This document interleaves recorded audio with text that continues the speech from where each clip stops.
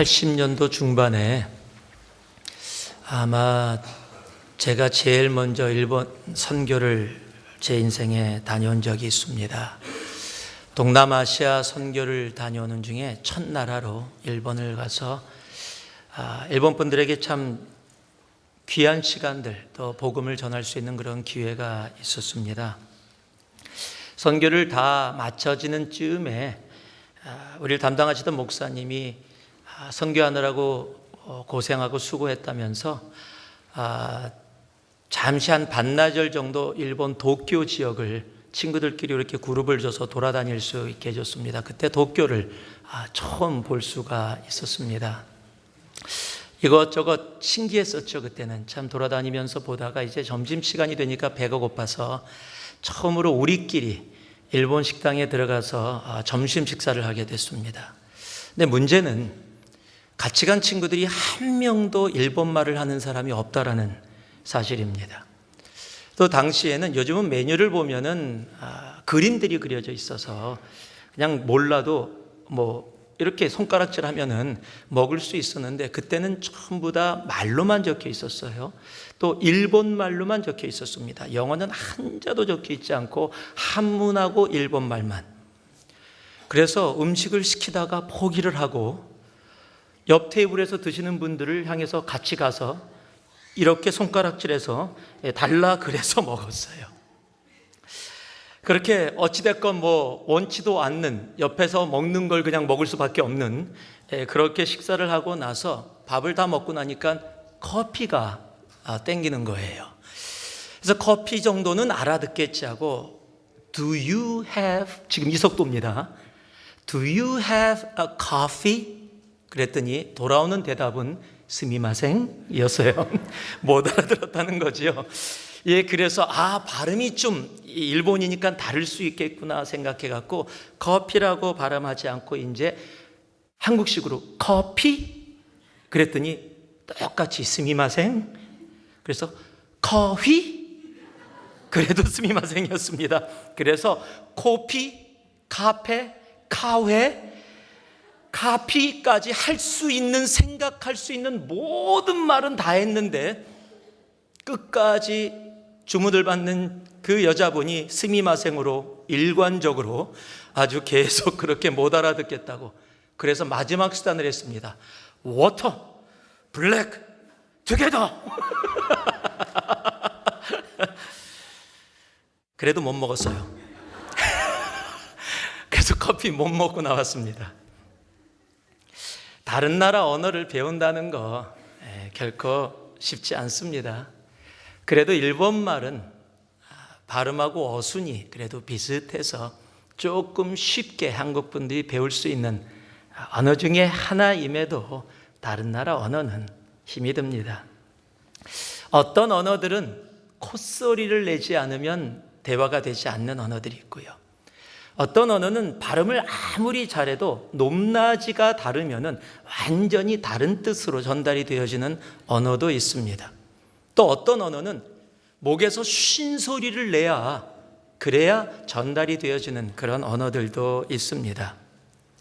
우리가 미국에 살고 있지만 지금도 우리를 괴롭히는 것이 있다면 늦게 이민 오시거나 또 방문해 주신 분들은 영어도 만만치가 않습니다. 솔직하게 한국 분들에게 가장 어렵게 만드는 언어들이, 그 단어들이 몇 가지가 있죠. 또 P로 시작하는 것, F로 시작하는 말, 그 차이가 참 한국 분들에게는 힘들지요. 파덜도 아니고 화덜도 아니고 이 중간 발음을 내야 됩니다. 또 TH 발음은 어떻습니까? 뜨도 아니고 쓰도 아니고 그 또 중간 발음을 만들어내야 됩니다. L과 R은 또 말할 것도 없죠. 우리를 참 아직도 괴롭히는 단어 중에 하나입니다. 우리는 라이스를 먹고 사는데 아직도 라이스를 먹고 사는지 아는 사람들도 있기도 합니다. 그래도 예전에 비해서는 참 많이 좋아진 세상에 살아가고 있지요.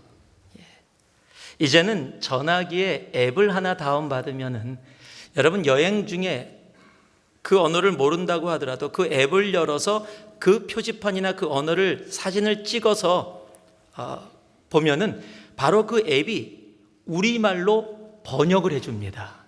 그렇기 때문에 여행 다닐 때 참 많이 편해졌어요. 이제 조금 있으면 그렇게 번역해 주는 게 아니라 그렇게 사진만 찍으면은 전화기가 말로 우리들에게 설명해 주는 전화기가 조만간에 나온다고 그렇게 들었습니다. 참 편하고 좋은 세상에 살아가고 있어요. 이런 얘기를 하면 꼭 그런 분들이 있어요. 옆에 분 툭툭 치면서 거봐, 공부 안 해도 괜찮아. 다 이제는 다 다른 말 쉽게 할 수 있어. 그런데 2000년 전의 일입니다. 그런 것은 상상조차도 할 수 없던 그 순간에 놀라운 일이 벌어졌습니다. 마가다락방에 모였던 120명의 작은 인원들에게 성령이 오셨습니다. 그리고 그들이 성령의 충만함을 받고서 각기 다른 언어로 이야기를 하기 시작했습니다. 그리고 그곳에 왔던 오순절을 맞아서 왔던 수많은 다른 언어를 쓰는 사람들이 각기 자신의 말로 그 이야기를 듣게 되어졌습니다. 갈릴리 어부들은 다른 언어를 배워본 적이 없습니다. 그런데 그곳에 있는 모든 사람들이 자신의 언어로 그 이야기를 듣게 되는 놀라운 일이 벌어진 겁니다. 성경도 그것을 이렇게 표현해내고 있습니다. 소동이 일어났고 신기하고 놀라워했다. 사도행전 2장 6절에 보면은요, 이 소리가 나며 큰 무리가 모여 각각 자기의 방언으로 제자들이 말하는 것을 듣고 소동하여, 이 소동이라는 단어가 헬라어로 쉼케오라는 단어인데요, 마음이 혼동되어지다, 즉 지금 우리들이 쓰는 현대말로 하면 헷갈렸다라는 거예요. 이게 무슨 일이지 도저히 이해가 되어지지 않는데라고 마음에 혼동이 왔다라는 겁니다. 그리고 다 놀라 신기하게라고 번역되어진 단어가 헬라어로 엑시스템이라는 단어입니다. 제정신을 잃다, 조금 더 심하게 번역하면 미치다라는 뜻을 갖고 있어요. 그러니까 마음이 혼동되어지고 헷갈린 상태 속에서 지금 이루어지는 상황이 도저히 이해가 되어지지 않는, 거의 미칠 지경이 되어져 있는, 어떻게 이런 일이 이루어질 수 있는가라고 놀라고 당황하는 상황이 바로 그들에게 있었다라는 겁니다. 성령의 오심은 분명히 그곳에 있던 사람들에게 엄청난 놀라움과 소동을 안겨주었습니다. 그러나 우리가 꼭 알아야 될 것이 있습니다. 성령의 오심은 그저 단순히 사람들에게 신기하고 놀라운 일을 주려고 오신 것이 아니라는 사실입니다. 성령의 오심은 놀라움 이상의 그 무슨 의미가 분명히 있습니다. 오늘 말씀을 통해서 성령이 오심이 지금 이 시대를 살아가고 있는 우리들에게도 어떤 의미인지, 왜 성령께서 오심으로 교회가 그렇게 시작되어지고 그런 놀라움이 이 땅 가운데 존재하게 되었는지 오늘 이 말씀을 통해서 함께 우리들이 알아갈 수 있기를 소망합니다. 9절에서 11절 말씀, 우리 다시 한번 같이 봉독해 보겠습니다. 9절에서 11절 말씀입니다. 함께 합니다. 우리는 바데인과 메데인과 엘람인과 또 메소포타미아, 유대와 갑바도기와 본도와 아시아, 부르기아와 밤빌리아, 애국과 및 구레네에 가까운 리비아의 여러 지방에 사는 사람들과 로마로부터 온 나그네 곧 유대인과 유대기에 들어온 사람들과 그레데인과 아라비아인들이라, 우리가 다 우리의 각 언어로 하나님의 큰 일을 말함을 듣는도다 하고. 성령님의 오심은요, 한번 따라해 주시기 바랍니다. 열방을 향한 복음 증거를 위해 오셨습니다.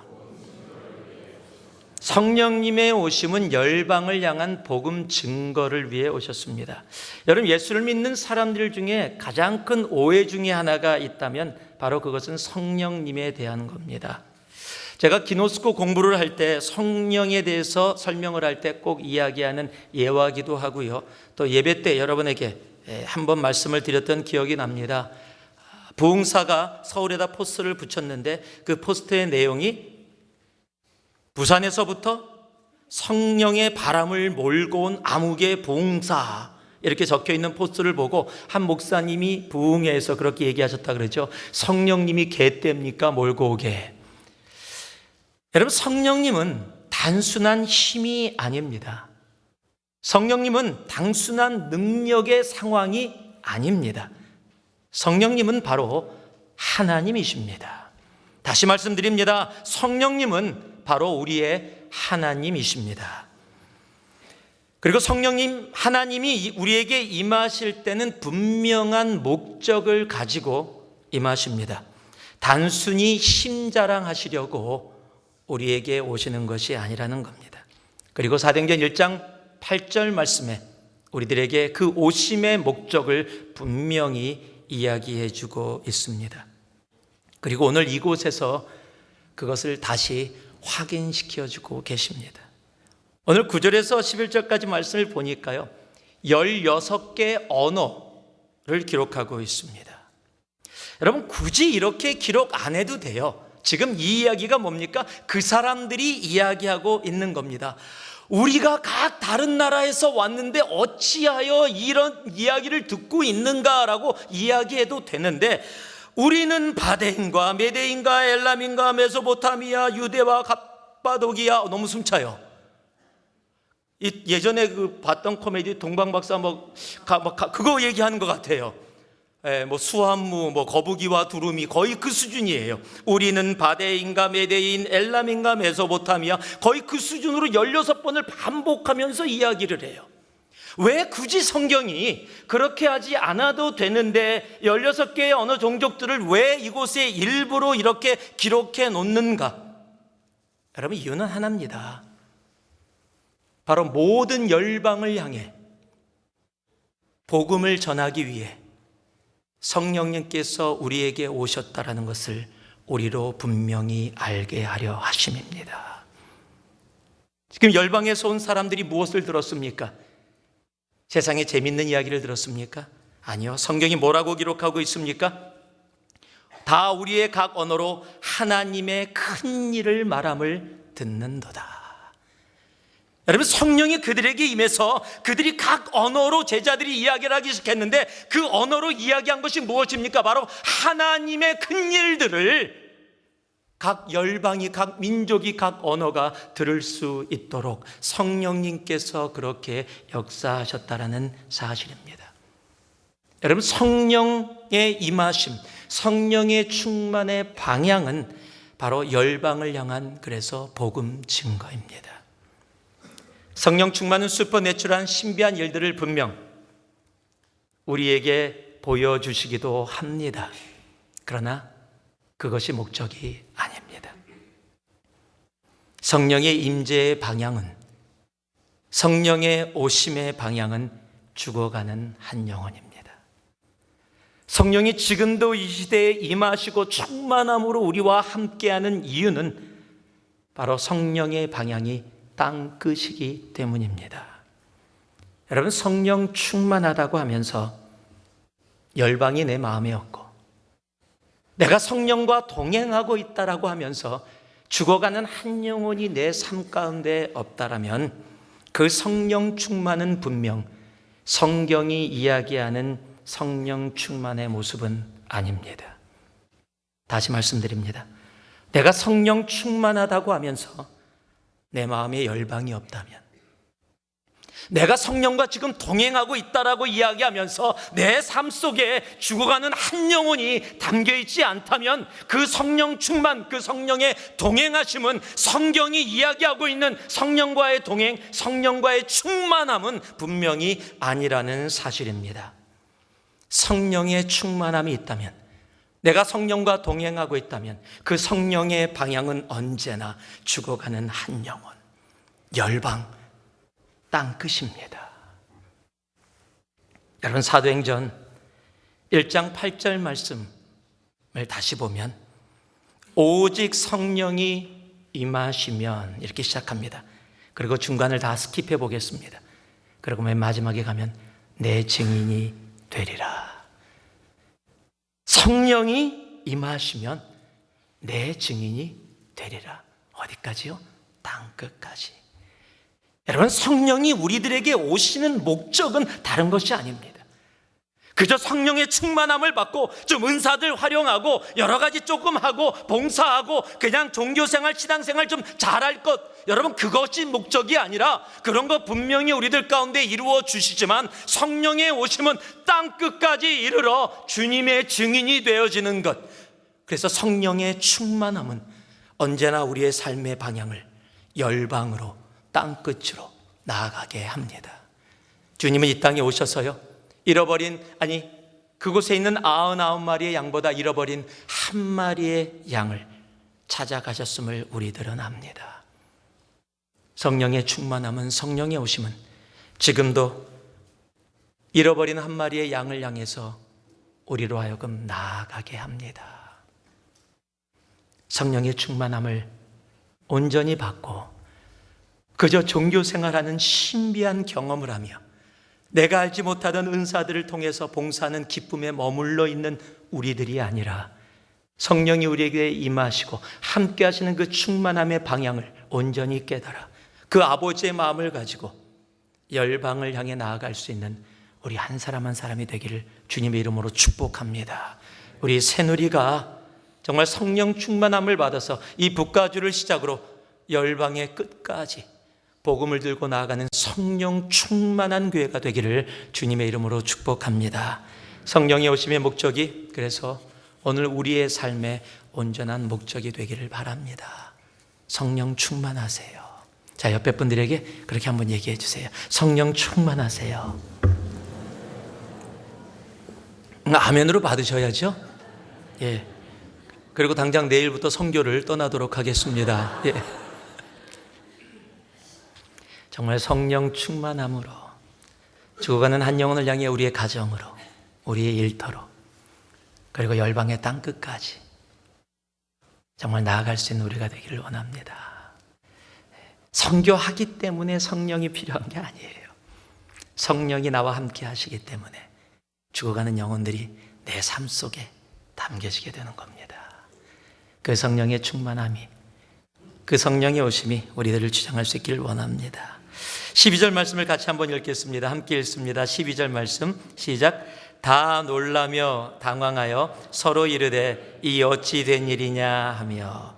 한번 따라해 주시기 바라요. 성령의 오심은 세상의 이해를 뛰어넘습니다. 여러분, 성령의 오심은 세상이 이해할 수 없습니다. 여러분, 사람은 누군가 자신을 이해해 주면 참 좋습니다. 당연한 거지요. 이해받지 않고 오해받기를 원해서 살아가는 사람은 없을 겁니다. 내가 한마디를 하면서 내가 이 말을 통해서 저 사람의 오해를 사야지, 여러분 그러고 얘기하는 사람 없을 겁니다. 그런데 간혹 가다가 오해를 받을 때가 있죠. 그러면 그 오해를 풀기 위해서 우리들은 노력을 할 때가 있습니다. 그리고 간혹 잘 되기도 합니다. 그런데 여러분, 세상이 절대로 이해할 수 없는 것이 있습니다. 바로 성령의 오심입니다.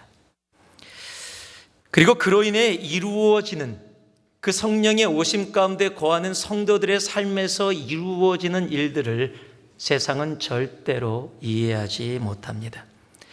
갈릴리 사람들이 각기 자신들이 들을 수 있는 언어로 그렇게 말을 하기 시작한 그것을 그들은 이해하지 못합니다.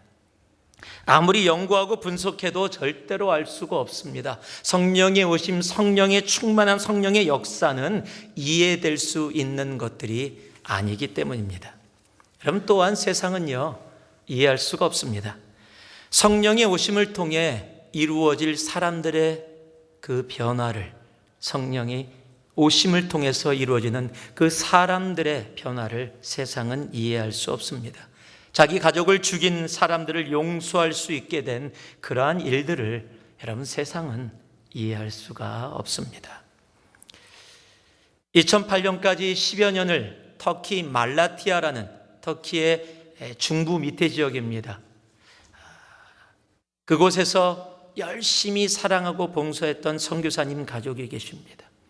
터키인들을 향해서 주님의 사랑으로 육체적으로도 섬기면서 또 영적으로 가리키면서 사랑하고 오랫동안 그들과 친분을 맺어왔습니다. 두 청년이 성경을 공부하겠다고 몇 달째 계속 와서 그들을 정성으로 말씀을 가리켰습니다. 그런데 그들이 갑자기 돌변하고 그 선교사님을 죽였습니다. 그냥 죽인 게 아닙니다. 목을 완전히 몸에서 분리시켜서 죽였습니다. 참수라 그러지요. 그런데 그것뿐만이 아닙니다. 경찰들이 그곳에 가서 그 현장을 봤을 때는 목이 몸에서 분리된 것뿐만 아니라 그 몸에 무려 156군데의 칼자국이 있었습니다. 찔리고 베이고 무엇을 얘기합니까? 죽이기 전에 수많은 고문이 있었다라는 사실을 이야기해 주고 있는 모습입니다. 잔인하게, 아주 잔인하게 죽임을 당했습니다. 10여 년 동안 정성을 다해서 그곳에 있는 사람들을 사랑했는데 여러분 어떤 모습에서 보면 이건 배반입니다. 나쁜 거 하지 않았습니다. 그들을 사랑해 줬습니다. 그들에게 어둠 속에서 빛으로 나아가기 위해서 정말로 말씀만 나눠준 것뿐만 아니라 예수의 삶을 본받아서 그들을 낮은 곳에서 섬겼습니다. 그런데 그런 비참한 죽임을 당했습니다. 그런데 더 놀라운 일은 아내 되는 수잔나 선교사님이 그거 터키 말라티아 지역의 TV에 나아갈 수 있는 기회가 있었습니다. 아주 큰 뉴스가 됐기 때문에 방송국이 방송을 했습니다. 그곳에서 눈물을 지며 내 남편을 그렇게 비참하게, 동역자들을 그렇게 비참하게 죽인 사람들을 향해서 용서합니다. 눈물을 흘리며 우리는 그래도 터키를 사랑합니다. 모든 사람들이 보는 가운데 용서와 사랑을 진심으로 선포했습니다. 그리고 말로만 한 것이 아니라 지금 이 말씀을 듣는 이 순간까지도 바로 터키 말라티아에서 계속해서 그 터키 땅을 사랑하며 그곳에서 살고 사역하고 계십니다.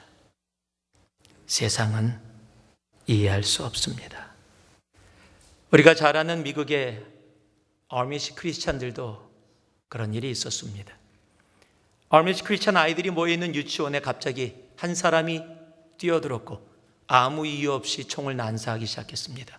수많은 아이들이 유치원에 있다가 목숨을 잃었습니다. 정말 상상도 할 수 없는 일들이 벌어졌습니다. 장례식이 있었습니다. 그리고 그 건맨도 경찰과 대치하다가 죽임을 당했습니다. 온 미국이 들고 일어났습니다. 말이 안 된다고요. 그런데 더 놀라운 소식을 우리들이 아는 분들은 아십니다. 아이들의 장례식을 마치는 그 아미시 크리스찬들이 그 살인자의 장례식을 참여했습니다. 모두 놀랐습니다. 그리고 그곳에서 선포했습니다. 우리는 그 사람을 그리고 그 사람의 가족을 미워하지 않습니다. 용서합니다. 여러분, 세상은 이해할 수 없습니다. 원수를 사랑하는 그 일들을 세상은 이해할 수 없습니다.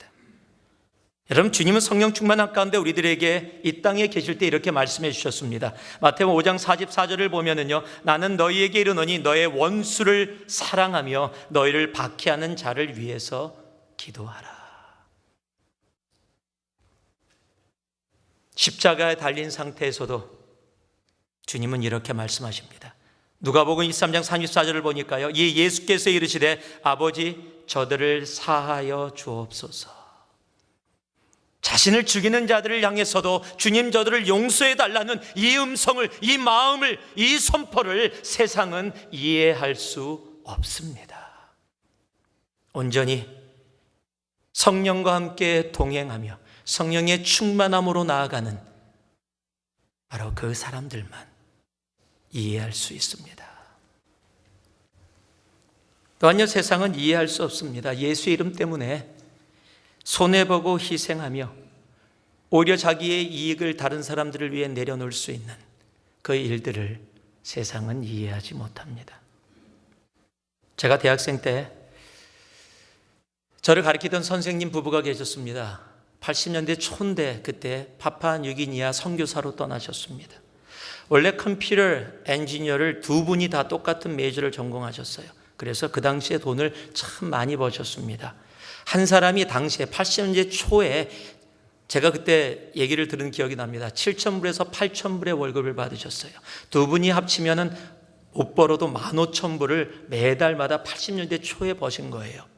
그분이 당신 집도 오픈해서 대학생들을 많이 받아줬었는데, 그래서 그 집에 가서 식사도 하고 함께 놀기도 했습니다. 저희들이 반 농담으로 그런 얘기를 했던 게 기억나요. 그분 선생님 리빙룸에서 야, 우리 여기서 축구하자. 그 정도로 리빙룸이 굉장히 저희 눈에는 컸던, 정말 큰 저택에서 나쁜 모습으로 살지도 않고 아이들을 섬기면서 아주 잘 살았던 분인데 갑자기 어느 날 선교사로 떠나시겠다는 거예요. 그것도 들어보지도 못했던 파푸아뉴기니아로. 그리고 그냥 선교사가 아니라 위클리프 선교사라고 성경 번역 선교회입니다. 여러분, 성경 번역은 뭡니까? 말을 할 수 있는 말은 있는데 그것을 글로 쓸 수 있는 글이 없는 겁니다. 그래서 말은 하는데 글이 없는 사람들에게 가는 겁니다. 그럼 분명히 도시는 아닙니다. 정글 같은 시골에 들어가는 겁니다. 그곳에 들어가서 그분 사람들이 한 번도 들어보지 못하던 말을 배워서 그 말을 가지고 글로 만들어서 그 글로 만든 것을 가지고 성경을 번역하고 번역한 성경을 그들에게 가르쳐서 그들이 그들의 글로 성경을 읽게 해주는 것이 그 선교의 목적입니다. 하루 이틀이 되는 게 아닙니다. 수십 년이 걸리는 일입니다. 정글에 들어가셨어요. 한 번은 먹을 것이 떨어져 갔고요. 그 당시에는 전화 같은 것도 없으니까 또도독 이런 거로 연락해야 된대요. 그런 거로 연락하면 연락을 받고서 본부에서 경비행기 띄워갖고 경비행기에서 음식을 떨어뜨려 줘요. 그러면 그거 가지고 생활을 합니다. 그곳에서 그렇게 하시다가 안식년을 맞아서 미국 땅에 들어오셨어요. 사람들이 보고요, 특히 권사님들이 보시고 아주 새까매져서 왔거든요. 그러니까 얼마나 불쌍해 보여요. 아이고, 고생 어떻게 했냐고, 여기서 좀 쉬다 가라고. 제가 평생 잊지 못하는 얘기를 그 선교사님이 하십니다. 간증을 하시면서 교회에서 눈물을 내시면서 여러분의 사랑 정말로 감사합니다. 그 따뜻함이 느껴집니다. 그러나 저는 여기보다 파푸아뉴기니아가 더 좋습니다.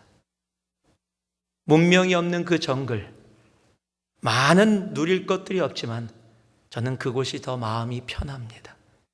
그곳이 저에게는 집이고 그곳이 저에게는 가장 평안하고 좋은 곳입니다. 저는 지금도 그곳으로 빨리 돌아가고 싶습니다.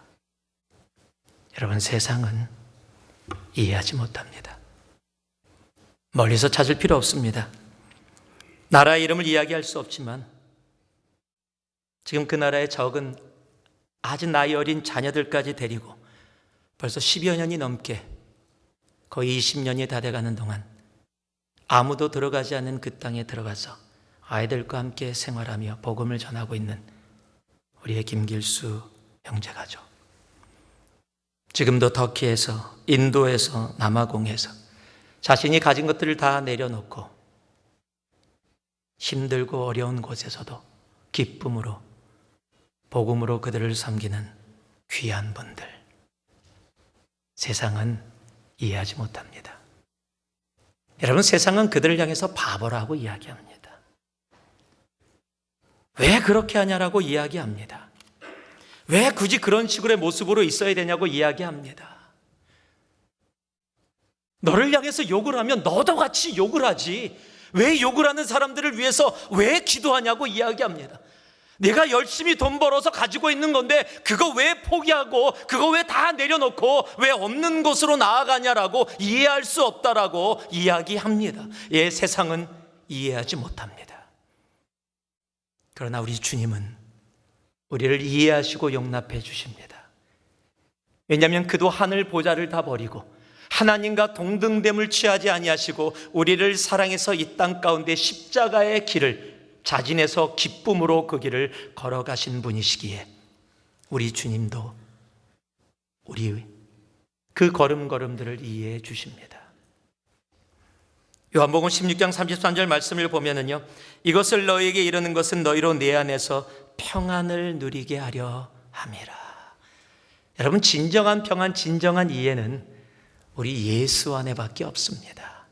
세상에는요, 이해가 없습니다. 오해가 있습니다. 환란이 있습니다. 그러나 주님 안에는, 그 세상을 이기신 주님 안에는 진정한 평안과 이해가 있습니다.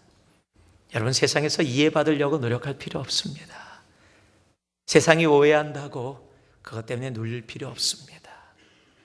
내가 성령 안에서 온전히 거하고 있고 세상이 이해하지 못하는 그 길을 걸어가고 있다라면 나를 이해하시는 주님으로 인하여 기쁨으로 할렐루야를 외칠 수 있는 우리들이 되기를 소망합니다. 그래서 세상의 이해를 구하는 우리들이 아니라 주님의 이해, 주님의 평안 가운데 거할 수 있는 우리들, 바로 그로 인해 성령 충만함의 기쁨이 우리들 가운데 차고 넘치는 은혜가 있기를 주님의 이름으로 축복합니다. 마지막으로요, 13절 말씀을 제가 읽어드립니다. 또 어떤 이들은 조롱하여 이르되 그들이 세술에 취하였다 하더라. 한번 따라 하시기 바랍니다. 성령의 충만함을 받은 사람들은 세상에서 조롱을 받을 수 있습니다. 여러분, 예수 믿으면서 세상에서 칭찬받으면 참 감사한 일입니다. 그러나 세상이 언제나 우리의 모습을 이해해 주는 것은 아닙니다. 세상은 그들의 이해를 벗어나는 일이라고 생각되어질 때는 바로 손가락질하거나 조롱합니다. 여러분, 예수님은 한 영혼을 위해 이 땅에 오셨습니다. 안진뱅이를 일으키시고 눈먼 자를 보게 하시고 오병이의 기적을 통해서 배고픈 자들을 먹이시고 그들을 사랑해 주시고 나누어 주셨습니다. 그런 이익과 이득을 얻은 그들이, 동일한 사람들이 바로 예수님을 향해서 십자가에 못 박으라 외쳤다라는 사실입니다. 그것뿐만이 아닙니다. 그들을 위해 십자가에 사랑으로 달리신 예수를 조롱까지 했습니다. 마태복음 27장 40절을 보면은요, 이르되 성전을 헐고 사흘에 짓는 자여, 내가 만일 하나님의 아들이거든, 내가 만일 하나님의 아들이거든. 여러분, 우리 주님은 하나님의 아들이십니다. 하나님이십니다. 그런데 꼭 아닌 것처럼 만일 하나님의 아들이거든이라고 놀립니다. 자기를 구원하고 십자가에서 내려오라라고 조롱을 합니다. 여러분, 사람들은 억울하게 조롱을 받으면 속에서 뭔가 올라옵니다. 화가 납니다. 그러면 자신을 증명하고 싶어집니다. 여러분, 우리 주님 하나님의 아들이세요. 그런데 아닌 것처럼 놀립니다. 조롱합니다. 그리고 십자가에서 내려오라라고 그렇게 이야기합니다. 만약에 제가 그 자리에 있었으면 저 내려갑니다. 그래, 내려왔다 어쩔래, 한번 대면해 보자, 그럴 겁니다. 그런데 우리 주님은 그곳에 끝까지 자신의 생명을 내어주실 때까지 그곳에 계셨습니다.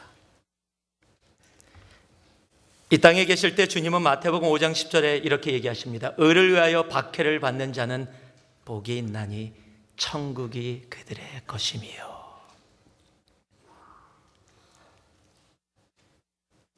다시 한번 우리들을 향해서 베드로전서 4장에 또 이렇게 이야기해 주십니다. 사랑하는 자들아, 너희를 연단하려고 오는 불시험을 이상한 일 당하는 것 같이 이상히 여기지 말고.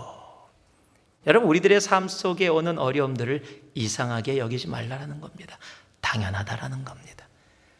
성령의 오심으로 성령과 동행하는 삶을 살면은 세상에서 조롱당하고 핍박당하는 일은 너무도 당연한 일이니까 그 일을 이상하게 여기지 말라라고 이야기하고 있습니다. 오히려요, 13절에는 뭐라고요? 그리스도의 고난에 참여하는 것으로 즐거워하라. 세상은 절대 이해 못합니다. 그러기에 조롱합니다. 믿음장이라고 불려지는 히브리서 11장을 보면요, 믿음의 정말 선배들의 믿음을 쭉 기록해 놓습니다. 믿음으로 누구는 계속 기록되어 오다가 마지막 점에 가면은 이런 말씀이 적혀 있어요. 36절에 또 어떤 이들은 조롱과 채찍질뿐 아니라 결박과 옥에 갇히는 시련도 받았으며.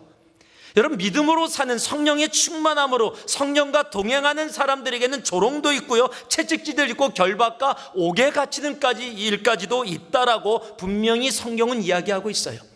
그런데 이게 끝이 아닙니다. 조금만 더 내려오면요 38절 전반부에 이런 말씀이 적혀 있습니다. 이런 사람은 세상이 감당하지 못하느니라. 여러분, 성령의 충만함을 받고 세상의 조롱 가운데 오히려 그 고난과 조롱을 기쁨으로 여기고 웃을 수 있는 사람, 여러분, 그런 사람을 세상은 감당치 못한다라고 성경이 선포하고 있는 겁니다. 성령과 동행하는 사람들은 바로 세상이 감당하지 못하는 사람, 바로 그런 존재가 됩니다. 제가 어렸을 때요, 그냥 친구들이 몰려와서, 좀 나쁜 친구들이죠, 좀 말썽장이 친구들이 몰려와서 와갖고서 얼레꼴레리 그러면은 괜히 슬퍼지고요, 괜히 짜증나고요, 도망가고 싶고 그래요. 얼레꼴레리가 무슨 뜻인지 지금도 모릅니다. 그런데 얼레꼴레리 그러면 괜히 싫었어요. 여러분, 사탄도요 지금도 우리들에게 와서 얼레꼴레리 하는 거 아세요? 아니, 열심히 정말 코피가 나면서까지도 일해갖고 열심히 번 돈을 왜 교회에다 갖다 바치냐, 얼레꼴레리. 아니, 시간을 왜 이런데 교회에다 와갖고서 예배드리고 섬기고 헌신하고 그러고 나서 욕먹고 왜 그런 일을 왜 하니, 얼레꼴레리. 여러분, 사탄 지금도 우리를 향해서 얼레꼴레리를 합니다. 그 얘기 들으면서요, 맞아, 내가 왜 이렇게 하지? 내가 왜 세상에 이렇게 조롱하는 일들을 내가 왜 하고 있지? 내 시간 들여서, 내 정성 들여서, 내 물질 들여서 섬기고 나서, 아니 칭찬받고 높아지지도 못하고 그러고 나서 욕먹을 바에야 내가 이런 일을 왜 해? 안 하는 게 낫지. 사탄이 얼레꼴레리 그러면 그것에 주눅이 들어서 도망가고 피하고 그만두고 내려놓고. 여러분, 지금도 사탄은 그렇게 우리들을 조롱하고 놀립니다. 여러분, 사탄이요 얼레꼴레리 그러고 오면은요 그냥 얘기하세요. 얼레꼴레다. 그래서 어떡할래? 무슨 뜻인지도 모르겠어요. 그래도 얘기하세요. 그리고 씩 웃어주세요. 여러분, 사탄이 당황할 겁니다. 여러분, 그런 사람은 세상이 감당치 못하는 사람입니다. 여러분, 세상은요 우리가 주님 앞에 올바로 서 있으면 조롱합니다. 우리를 조롱합니다. 내가 성령의 충만함으로 성령으로 함께 동행하고 있으면 여러분, 세상은 우리를 조롱하게 돼 있습니다.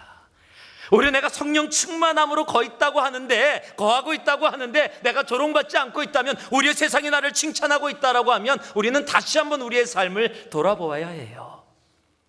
내가 성령의 충만함으로 성령과 동행하고 있는 삶을 산다면 세상은 우리를 조롱합니다. 여러분, 그 조롱하는 세상을 향해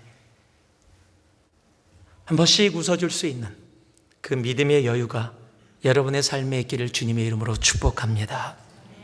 성령과 동행하는 삶, 성령과 함께하는 삶, 여러분, 그 삶이 가장 축복된 삶입니다. 말씀을 마무리하겠습니다. 성령이 오셨습니다. 그래서 우리가 이곳에 있습니다. 성령의 오심 때문에 교회가 시작되었고, 교회된 우리들이 오늘 이곳에서 예배를 드립니다. 그리고 함께 모여 교제하면서 함께 나아갑니다. 여러분, 성령의 오심을 세상은 이해하지 못합니다. 세상이 이해를 구하는 것이 성령의 충만함에 예수 믿는 삶이 아닙니다. 진정한 평안과 이해는 우리 예수 안에만 있기 때문입니다. 성령은요, 성령의 충만함을 받고 살아가는 사람들을 보호하시고 인도해 주십니다. 그러나 세상은 조롱합니다. 얼레꼴레리 합니다. 여러분, 오늘도 이 한 주도 혹시 사탄이 여러분에게 다가와서 얼레꼴레리라고 조롱한다면요, 야, 교회 가서 뭐 할 건데? 너 왜 거기서 그렇게 시간 보내? 너 거기서 왜 이렇게 헛것하니? 그거 아무 소용없어. 네가 아무리 해봐라, 누가 인정해주나? 오히려 욕먹고 끝나지. 열심히 하면 해봐라, 그거 아무도 인정 안 해준다. 오히려 바보라고 욕한다. 그런데 그런 경험 해보신 분들 계시죠? 정말 열심히 순수하게 섬겼는데 섬겼더니 욕먹어. 그럼 그 다음부터 사탄 말이 많네, 정말 원래 꼴내리네, 그러니까 나도 원래 꼴내리로 살아야 되겠네. 여러분 속지 마세요. 그 사탄의 조롱에 넘어가지 마세요. 여러분 그랬다면 우리 주님 십자가에서 내려오셨어야 돼요. 내가 만일 하나님의 아들이거든 너를 구원하고 거기서 내려와 봐라. 여러분 우리랑 동일한 마음이었다면 주님 내려오셨어야 되고요. 주님 내려오셨다면 우리 여기 없습니다. 말하기 싫고 무서운 말이지만 우리 전부 다 지옥의 그 불 속에 담길 존재들이 되어버리는 겁니다.